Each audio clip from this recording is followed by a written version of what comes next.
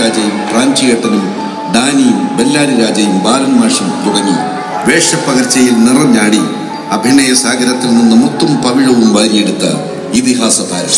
പ്രാദേശിക ദേശീയ തലങ്ങളിൽ മലയാള സിനിമയുടെ മാറ്റുകൂട്ടിയ മഹാപ്രതിഭ.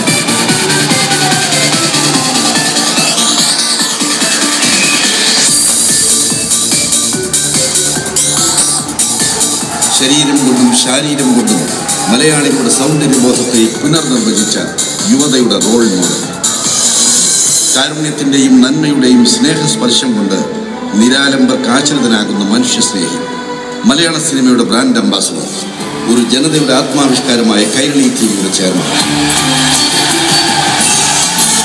അദ്ദേഹത്തിൻ്റെ മഹനീയ സാന്നിധ്യം തന്നെ ഖൽബിലെ പാട്ടുകൾ എന്ന ഈ സംഗീത നിശയ്ക്ക് സൂര്യ തേജസ് സമ്മാനിക്കുന്നു.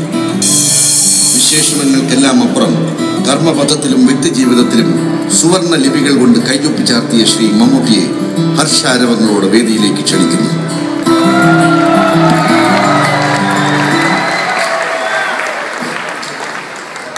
നമ്മുടെ എല്ലാവരുടെയും അഭിമാനമായ നമ്മുടെ സ്വന്തം മമ്മൂക്കയെ ദുബായ് മലയാളികൾക്ക് വേണ്ടി ഞാൻ ഒന്നുകൂടി അത്യാഹ്ലാദപൂർവ്വം ആദരപൂർവ്വം വേദിയിലേക്ക് ക്ഷണിക്കുന്നു.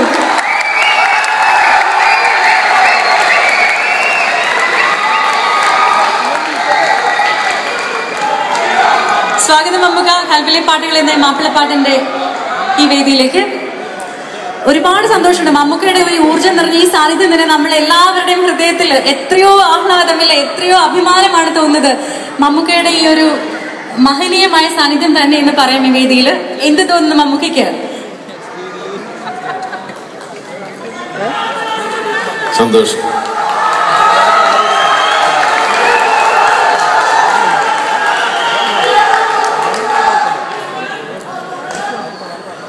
കൈരളി ചാനലിൻ്റെ ചെയർമാനാണെങ്കിലും സാധാരണ ഇതുപോലെയുള്ള വേദികളിൽ ഞാൻ മറ്റു ചാനലുകളിലാണ് പ്രത്യക്ഷപ്പെടാറ്.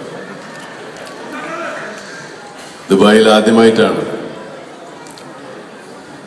കൈരളിയുടെ ഒരു പരിപാടിയിൽ ഞാൻ ഇതുപോലെ പങ്കെടുക്കുന്നത്.